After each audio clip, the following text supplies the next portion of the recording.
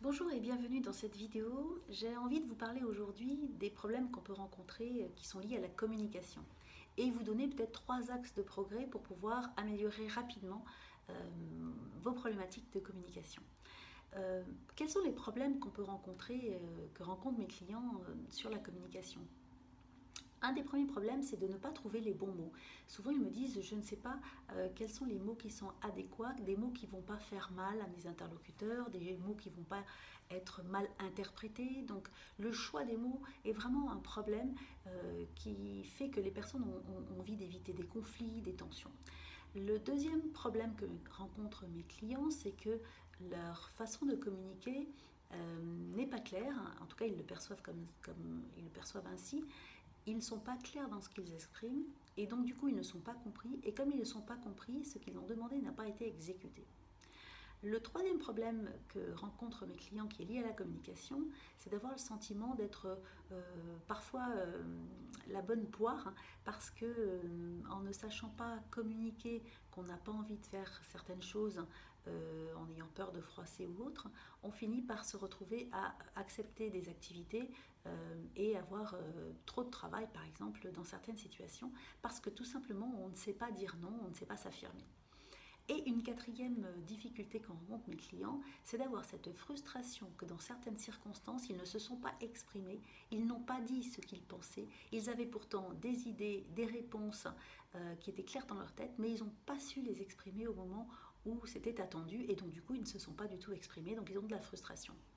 Alors pourquoi est-ce qu'on a ce type de problème dans la communication? On peut avoir ce type de problème d'abord parce que on a un sentiment de peur qui se met en œuvre quand on rentre dans une relation interpersonnelle avec des personnes qui peuvent vous impressionner ou des personnes avec lesquelles vous devez aborder un sujet qui est important. Et donc il y a vraiment ce sentiment de peur qui apparaît et ce sentiment de peur qui vous paralyse et qui peut même vous emmener à avoir à utiliser des mots qui sont agressifs ou des formulations qui sont agressives, comme par exemple un ton péremptoire pour demander quelque chose. La deuxième raison qui fait qu'on peut avoir ces problèmes de communication, c'est cette capacité qu'a l'être humain d'interpréter des signaux de ses interlocuteurs de façon négative. Vous interprétez, vous avez une perception dans le non-verbal de votre interlocuteur qui fait que vous avez le sentiment qu'il vous en veut ou qu'il reçoit mal votre communication ou que vous l'embêtez. C'est cette perception et cette interprétation que vous en faites qui font que vous allez avoir une communication qui n'est pas adaptée. Une troisième raison, ça peut être aussi de manquer de confiance en soi, d'avoir le sentiment de ne pas être légitime pour dire des choses, pour communiquer des informations, pour transférer un message. Et donc ce manque de confiance et ce manque de légitimité que vous pensez avoir dans certaines situations, là encore, va pénaliser votre communication. Alors, qu'est-ce qu'on peut faire pour mettre rapidement en œuvre une amélioration sur sa communication? Il y a, à mon sens, 3 axes à travailler. Le premier des axes, c'est d'avoir une véritable intention qui est posée quand vous allez communiquer avec quelqu'un. L'intention que ça se passe bien, l'intention que le message passe bien.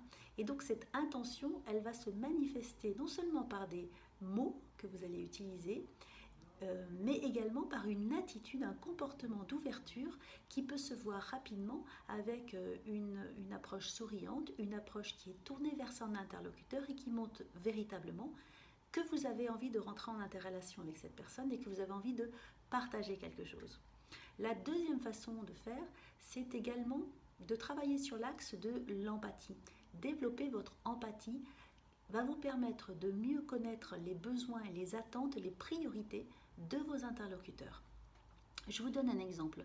Si par exemple vous avez un de vos collaborateurs dont vous savez qu'il va chercher ses enfants tous les jours à 5 heures à l'école, si à 5h moins 5 vous commencez à lui parler d'une problématique liée à un projet, clairement cette personne ne sera pas du tout à l'écoute, elle va être tendue et elle aura vraiment l'esprit ailleurs parce qu'elle a d'autres priorités. Donc c'est vraisemblablement pas du tout le moment de passer une communication, d'échanger avec cette personne et d'attendre de sa part une écoute active. Donc vous faudra choisir un autre moment et avoir une meilleure connaissance sur l'emploi du temps de votre collaborateur.